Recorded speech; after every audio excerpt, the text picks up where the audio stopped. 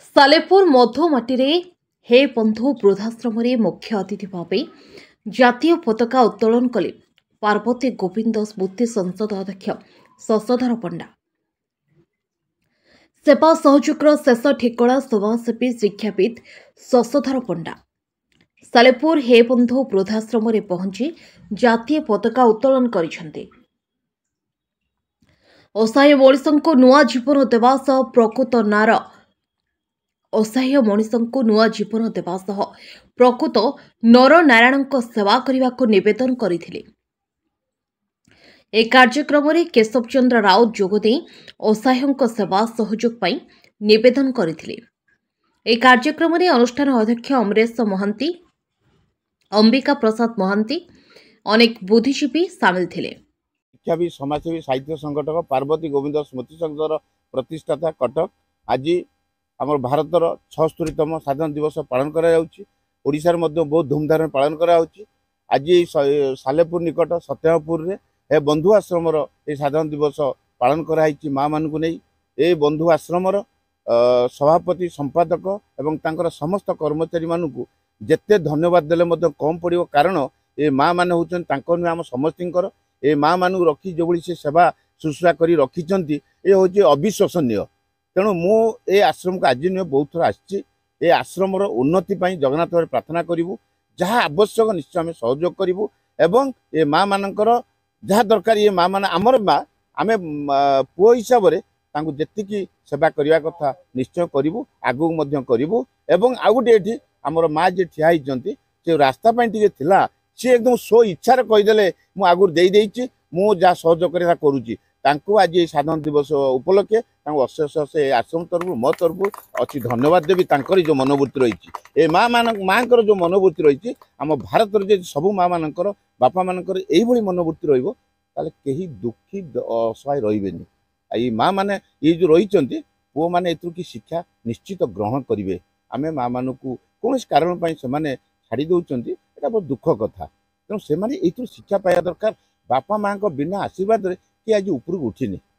सी जो पुओ मैंने जो चाकरी कर आशीर्वाद माँ केवे पुओर अमंगल करे ना। मु थे जाइली हंसपाल गोटे आश्रम को मुझे परीक्षा करी माँ को पदे कहली से कहले ना पुओ मो पुओ कि कहना कांदिले कहले जो था भल था मुझे भल रही तो तथापि से छाड़ी देती तथा पुओ प्रति स्नेह रही तेणु माँ के पुओर अमंगल करे ना जो रही भल था ये माँ मैंने आम पाख था या समस्त मंगल हो जगन्नाथ प्रार्थना करवा या टिके आगू नापी आमर तो आप मीडिया भाई मैंने जिते प्रचार करेंगे जिते बदान्य व्यक्ति सामाजिक कर्मी कौन यही व्यक्ति जदि एठाक आसिकी आश्रम परिदर्शन करते ये जहाँ आवश्यक अच्छी से पूरण कले ये शीर्ष स्थान पहुँचो एवं आमे चेष्टा करुचु ए बंधु आश्रम को शीर्ष स्थान पहुँचापी एवं 2 तारिख दिन माँ मान एक खुशी खबर ये नूतन जो घर प्रतिष्ठा तैयारी करा 2 तारिख सरस्वती पूजा दिन या प्रवेश करेंगे पूजा अर्चना कर प्रवेश कर लक्ष्य रखीचु और आम लक्ष्य पूरण हम ए बंधु आश्रम सभापति संपादक समस्त जो लक्ष्य नहीं आश्रम कर निश्चित पूरण हम ये सन्देह ना। जय जगन्नाथ बंदे Utpama Samal retired headmaster Jagatpur high school मो घर भी सत्यमपुर ये लोकल बॉडी प्रेसिडेंट अच्छी कि आम साहाय्य सहयोग करुचु एवं प्रत्येक पिला माने शिक्षा कथा माँ मैंने आसी पहुँचती कहीं से माने असुविधा पड़ते बोली से आसी पहुँची ए दुनिया रे बहुत कुपुत्र थी पारती किंतु को माता ना कारण गोटे थिला मु शुणी थी गोटे माँ को गोटे पुओ ता स्त्री को पाइबा प्रेमिका को पाइबापी से ता माँ को कलिजा को हाणी देथिला एवं से कलिजा बाटरे नहीं गला पड़े ता स्त्री की पहुँचेला पड़े बाटरे कहूँ झुंटी पड़ला से पुओटी कहूँ बाबा झुंटी पड़लु कि तो बहुत कष्ट लगी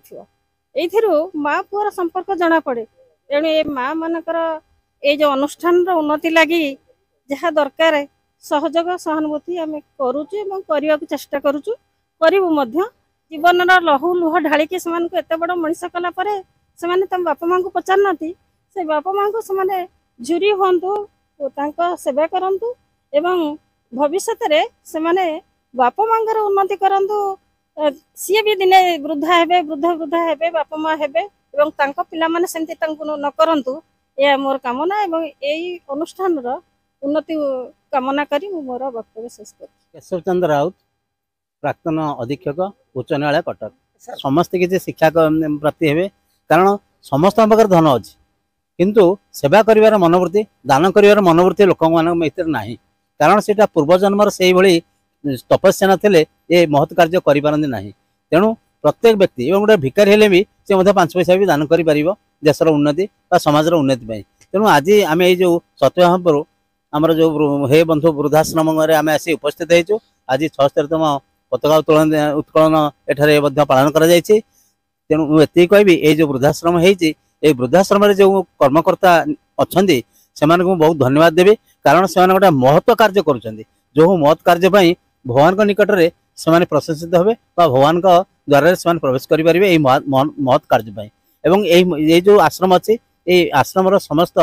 माने उन्नति जहाँ आम प्रचेषा आम जी जत्किंच साहय कर तेणु से आश्वासना भी दौचु आम से साहय हाथ बढ़ेबू या सहित मुझे समस्त को अनुरोध करुँच जिते बदान्य व्यक्ति अच्छा यही आश्रम को आसी से जत्किंच जदि साहय करती ताले ये आश्रम गोटे माने आदर्श आश्रम भाव परिचित हम यहाँ हूँ गोटे बड़ कथा।